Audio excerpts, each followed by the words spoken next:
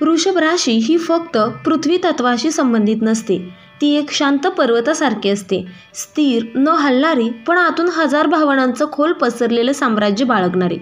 वृषभ राशीच्या लोकांचं आयुष्य म्हणजे एक मौन तपश्चर्या. ते कोणालाही दोष देत नाहीत, स्वतःच्या दुःखाची जाहिरात करत नाहीत आणि सगळं सहन करत हे सगळं नशिबात असेल असं म्हणत पुढे चालत राहतात. पण त्याच न बोलण्याच्या सवयीमुळे अनेकदा लोक त्यांना दुर्लक्षित करतात, त्यांच्या भावनांना गांभीर्यानं घेत नाहीत आणि त्यांच्या मनातली घुसमट ओळखू शकत नाहीत. पण एक देव आहे जो वृषभ राशीच्या डोळ्यातलं मौन वाचतो आणि त्याचं नाव आहे ब्रह्मदेव. या ब्रह्मदेवाने सगळं पाहिलं आहे. तुमचं प्रेम असतानाही मागे हटणं, तुमचं नात्यांसाठी झुकणं, तुमचं स्वतःसाठी काहीच न मागता सगळं देणं आणि तुम्ही कितीदा एकटे रडून पुन्हा दुसऱ्यांसमोर हसलेत. आता या सगळ्या कर्माचा हिशोब ब्रह्मदेव पूर्ण करत आहेत.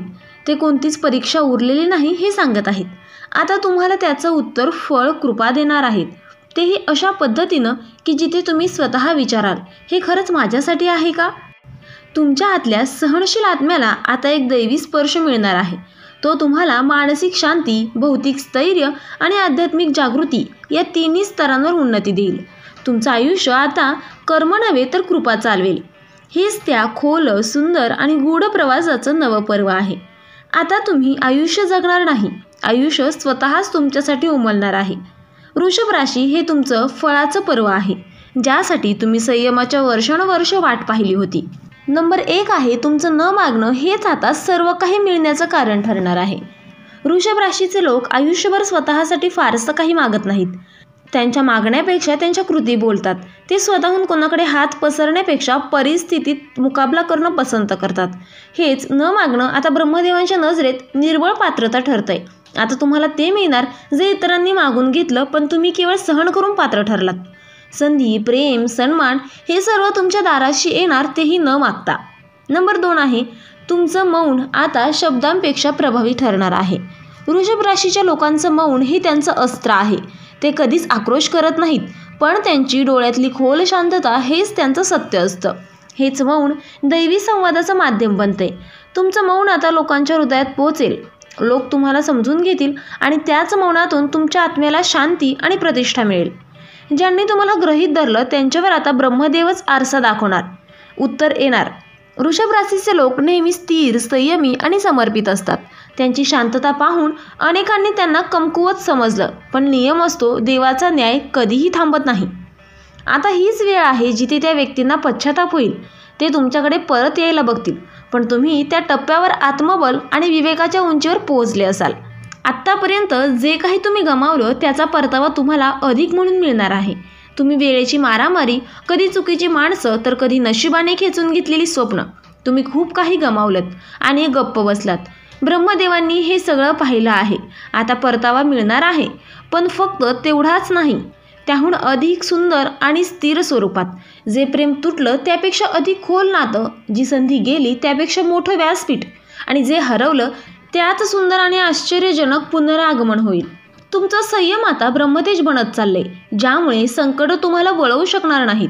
तुम्ही अनेकदा असा काळ पाहिला जिथे कोसळणं सहज शक्य होतं, पण तुम्ही संयम ठेवला.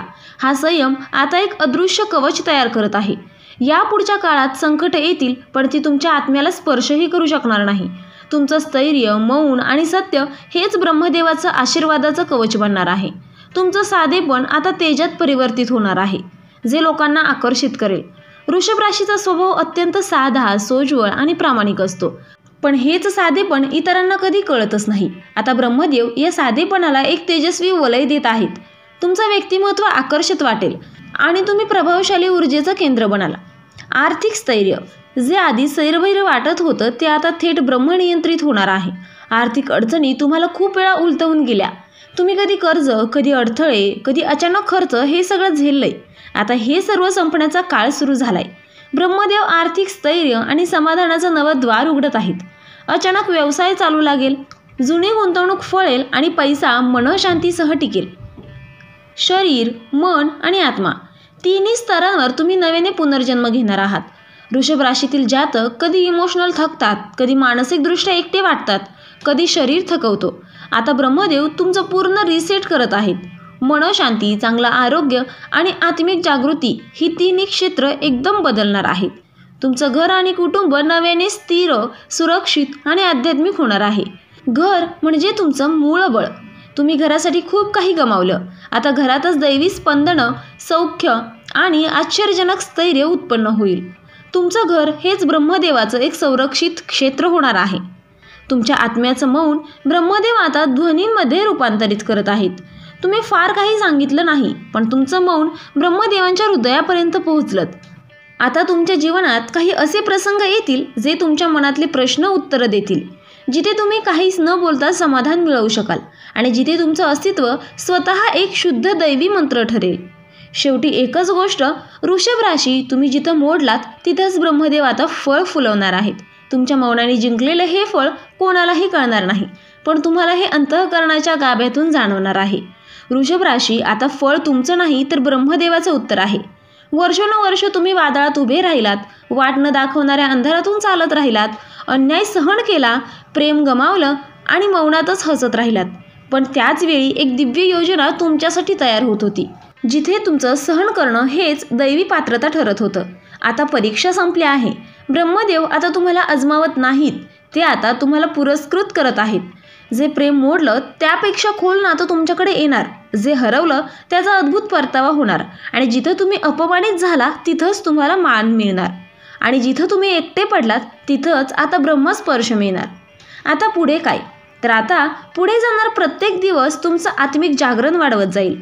काही गोष्टी अचानक तुमच्यासमोर उलगडतील, काही लोक परत येतील पण वेगळ्या भावनेने.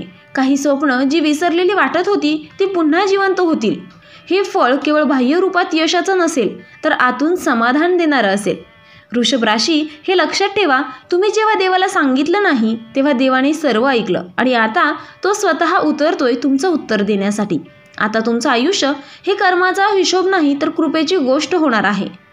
आता शेवटची एक भावना, वर्षानुवर्षे संयम ठेवल्यावर जो क्षण येतो तो क्षण फक्त मिळण्याचा नसतो, तो आत्म्याला पुन्हा पूर्ण होण्याचा असतो. वृषभ राशी, आता आयुष्य तुमचं नाही ब्रह्मदेवाचं ठरतंय. त्यांनी सगळं पाहिलं आणि त्यांनी ठरवलंय. या आत्म्याला आता उत्तर द्या, तेही त्यांच्या मौनाचं फळ द्या. तर मित्रांनो, व्हिडिओ आवडला असेल तर व्हिडिओला लाईक करा, चॅनेलला सबस्क्राईब करा आणि आजचा व्हिडिओ शेवटपर्यंत पाहिल्याबद्दल धन्यवाद. श्री स्वामी समर्थ.